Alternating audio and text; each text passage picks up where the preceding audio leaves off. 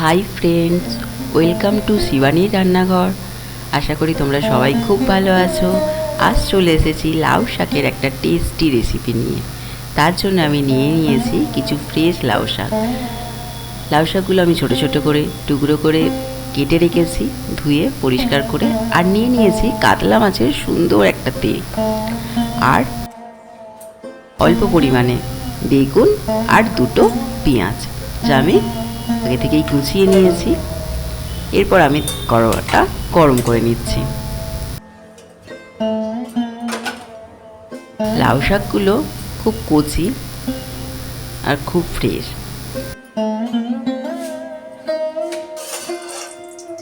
আমার তেল গরম হয়ে গেছে, তো এর মধ্যে আমি অ্যাড করে দিচ্ছি মাছের তেলটা। মাছের তেলটা আমি ঢাকা দিয়ে ভাজবো, কারণ মাছের তেল ভাজার সময় খুব বেশি ফাটে, তেল ছিটকায়। তো আপনারাও ঢাকা দিয়ে ভাজবেন অবশ্যই। মাছের তেলটা ভাজা হয়ে গেছে, তো এটা আমি একটা বাটির মধ্যে ঢেলে দিলাম। এরপর আমি কড়াটা ধুয়ে নিয়ে কড়ার মধ্যে অ্যাড করে দিচ্ছি তেল, আর তেলের মধ্যে তেল গরম হয়ে গেলে দিয়ে দিচ্ছি কেটে রাখা পেঁয়াজ কুচি আর বেগুনের টুকরোগুলো। পেঁয়াজ আর বেগুন আমি ভালো করে ভেজে নেব, আর তার জন্য তার মধ্যে দিয়ে দিচ্ছি অল্প পরিমাণে নুন। পেঁয়াজ আর বেগুন খুব তাড়াতাড়ি সিদ্ধ হয়ে যাবে।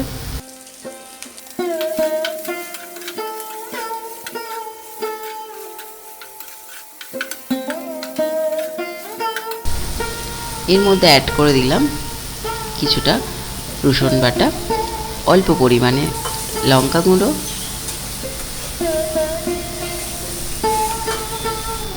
অল্প পরিমাণে হলুদ গুঁড়ো।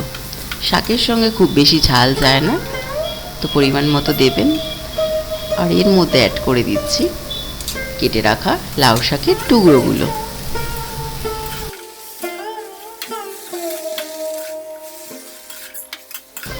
সমস্ত সবজি আমি একসঙ্গে নেড়ে চেড়ে ভালো করে ভেজে নিচ্ছি।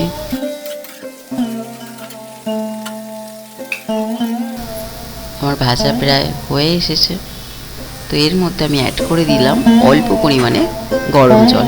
শাক সিদ্ধ করার জন্য খুব বেশি গরম জলের প্রয়োজন পড়ে না, তো তার কারণেই শাকে অল্প করে জল দিলাম, কারণ শাক এমনি নিজে থেকেই জ্বলবে।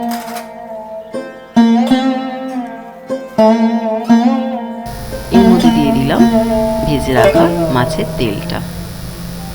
খুব বেশি পরিমাণে তেল দেব না, তাই তেলের ঘন অংশটাই দিলাম। দিয়ে ওটা ঢাকা দিয়ে অল্প করে সিদ্ধ করে নেব। নাড়াচাড়া করে নিলাম পুরোটা। এখনো জল আছে, তো আরো কিছুক্ষণ হতে দেব।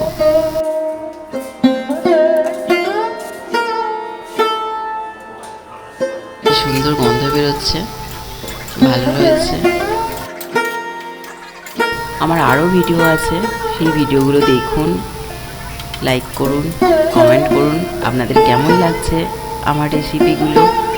আপনাদের কমেন্ট পেলে আমরা অনেক উৎসাহ পাই, ভালো লাগে আপনাদের সুন্দর সুন্দর কমেন্টে। শেয়ার করুন, সাবস্ক্রাইব করুন, যাতে আমার নতুন ভিডিওগুলো আপনাদের কাছে চলে যায়। আর অবশ্যই কমেন্ট করে জানাবেন আমার রান্নাগুলো কেমন খেতে হচ্ছে। বাড়িতে বানিয়ে ফেলুন চটপট, খুব অল্প সময়ের মধ্যে লাউ শাকের এই তেল চচ্চড়ি। আমার রান্নাটা হয়ে গেছে, তো আমি এটা প্লেটের মধ্যে ঢেলে নিলাম। দেখুন, দেখতে যেমন সুন্দর হয়েছে আর খেতেও টেস্টি, আর এটা হেলদিও, কারণ এটাতে আছে মাছের তেল আর লাউ শাক, যা আমাদের শরীরের জন্য খুব উপকারী। তো লাইক করুন, শেয়ার করুন, সাবস্ক্রাইব করুন। দেখা হবে আমার পরের ভিডিও।